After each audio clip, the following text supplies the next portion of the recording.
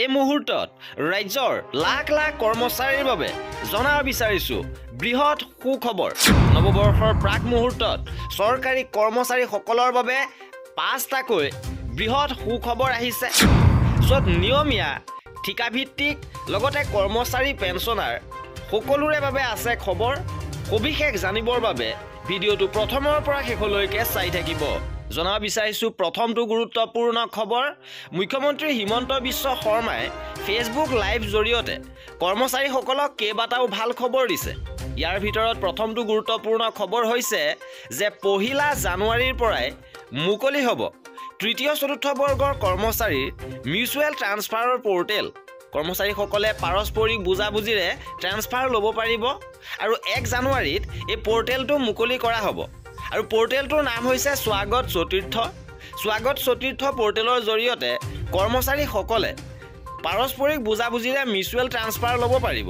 ইপিনে কৰ্মচাৰীসকলৰ বাবে আন এক বৃহৎ সুখবৰ দিছে যে কৰ্মৰত অৱস্থাত মৃত্যু হোৱা চৰকাৰী কৰ্মচাৰীক অতিৰিক্ত জীৱন বীমাৰ সুবিধা দিয়াৰ বাবে 1 জানুৱাৰীত বেংকৰে বুজাবুজি চুক্তি স্বাক্ষৰ কৰিব। উল্লেখ কৰিছে যে লখিমপুৰ কেবিনেটত ৰাজ্য চৰকাৰে কৰ্মৰত অৱস্থাত কোনো চৰকাৰী কৰ্মচাৰীৰ মৃত্যু হ'লে 5 লাখ টকাৰ পৰা 10 লাখ টকালৈকে অতিৰিক্ত জীৱন বীমাৰ সুবিধা দিয়া, দুৰ্ঘটনাত মৃত্যু হ'লে 1 কোটি টকা ক্ষতিপূৰণ দিয়া আৰু স্থায়ীভাৱে ঘূণীয়া হ'লে 70 লাখ টকা ক্ষতিপূৰণ দিয়াৰ সিদ্ধান্ত গ্ৰহণ কৰিছিল। আৰু ইয়াৰ বাবে ৰাজ্য চৰকাৰে ষ্টেট বেংক অফ ইণ্ডিয়াৰে বুজাবুজিৰ চুক্তি কৰাৰ সিদ্ধান্ত লৈছিল। আৰু অহা 1 জানুৱাৰীত অসম চৰকাৰে state bank of India, Indian বেংককে ধৰি কেইবাটাও চৰকাৰী বেংকৰ সৈতে এই চুক্তি স্বাক্ষৰিত কৰিব। অৰ্থাৎ 1 জানুৱাৰীৰ পৰা কৰ্মচাৰীসকলে এই জীৱন বীমাৰ সুবিধা লাভ কৰিব। ইপিনে টিউটৰসকলৰ বাবে অৱশেষত আহিছে সুখবৰ। শেহতীয়াভাৱে শিক্ষকৰ মৰ্যাদা প্ৰদান লগতে দৰমহা বৃদ্ধিক লৈ টিউটৰসকলে প্ৰতিবাদ কাৰ্যসূচী সম্পন্ন কৰিছে।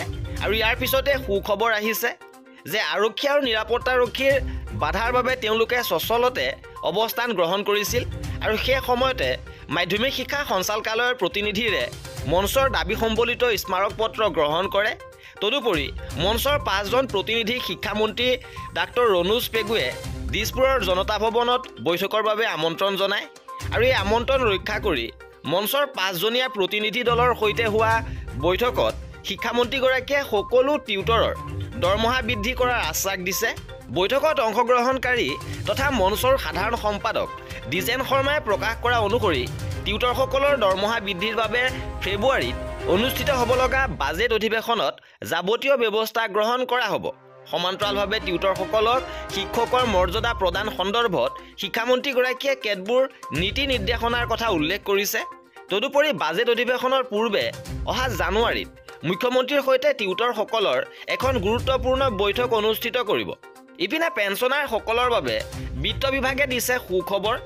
অৱসৰপ্ৰাপ্ত শিক্ষকৰ সময়মতে পেঞ্চন দিবলৈ তৎপৰ বিত্ত বিভাগ। পেঞ্চনৰ অডিট 30 দিনত জমা দিয়াৰ নিৰ্দেশনা দিয়া হৈছে।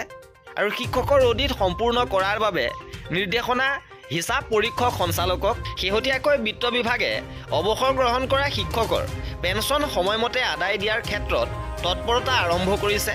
বিত্ত বিভাগে এই সন্দৰ্ভত এক নিৰ্দেশনা জাৰি কৰি অডিট সঞ্চালকালয়ক অৱসৰ গ্ৰহণ কৰিব লগা শিক্ষকসকলৰ অডিট প্ৰতিবেদন সময়মতে দাখিল কৰিবলৈ নিৰ্দেশনা দিছে। আৰু নিৰ্দেশনাৰ জৰিয়তে হিচাপ পৰীক্ষকক সঞ্চালকালয়ত প্ৰতিখন শিক্ষানুষ্ঠানৰ মুৰব্বীসকলৰ পৰা বিদ্যালয়খনৰ অৱসৰ গ্ৰহণ কৰিব লগা শিক্ষকৰ অডিট কিছু আগতীয়াকৈ সংগ্ৰহ কৰি ইয়াৰ প্ৰতিবেদন প্ৰস্তুত কৰিবলৈ স্পষ্ট কৰি দিছে।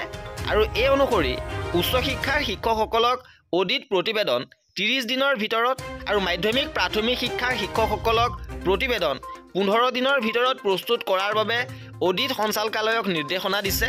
আৰু এই ক্ষেত্ৰত প্ৰশাসনিক সংস্কাৰ, প্ৰশিক্ষণ, পেঞ্চন আৰু ৰাজহুৱা অভিযোগ বিভাগ, শিক্ষা বিভাগ, পেঞ্চন সঞ্চালকালয়ৰ সৈতে সমন্বয় গঢ়াৰ ক্ষেত্ৰতো বিত্ত বিভাগে প্ৰতিটো বিভাগলৈ প্ৰয়োজনীয় নিৰ্দেশনা প্ৰেৰণ কৰিছে। অৰ্থাৎ পেঞ্চনৰ ক্ষেত্ৰত শিক্ষকসকলৰ দীৰ্ঘদিনীয়া সমস্যা এতিয়া সমাধান হোৱাৰ পথত। ইপিনে ভেঞ্চাৰ শিক্ষানুষ্ঠানসমূহৰ প্ৰাদেশিকৰণ সন্দৰ্ভতো মুখ্যমন্ত্ৰীয়ে কৰিছে গুৰুত্বপূৰ্ণ মন্তব্য। আৰু এই ব্যৱস্থাটো সন্দৰ্ভত চৰকাৰৰ ফালৰ পৰা পদক্ষেপ গ্ৰহণ কৰিছে। আৰু শীঘ্ৰে মুখ্যমন্ত্ৰীয়ে সুখবৰ প্ৰদান কৰিব এই আশ্বাস দিছে। প্ৰাদেশিকৰণৰ ওপৰতো আমাৰ সমাজত বহুত চিন্তা চৰ্চা হৈ থাকে। অলপতে গুৱাহাটী উচ্চ ন্যায়ালয়ে প্ৰাদেশিকৰণৰ ব্যৱস্থাটোৰ ওপৰত এটা গুৰুত্বপূৰ্ণ ৰায় প্ৰদান কৰিছে। আমি সেই ৰায় অধ্যয়ন কৰি আছো আৰু তাৰ পিছতেই প্ৰাদেশিকৰণৰ ওপৰতো আপোনালোকক মই কিছু কথা ক'বৰ বাবে যত্ন কৰিম। আৰু এই আছিলে এই ভিডিঅ'টোত কৰ্মচাৰী আৰু পেঞ্চনাৰৰ প্ৰতিটো আপডেট পাই থাকিবৰ বাবে আমাৰ চেনেলটো ছাবস্ক্ৰাইব কৰি ৰাখিব। ভিডিঅ'টো শেষৰলৈকে চোৱাৰ বাবে বহুত ধন্যবাদ।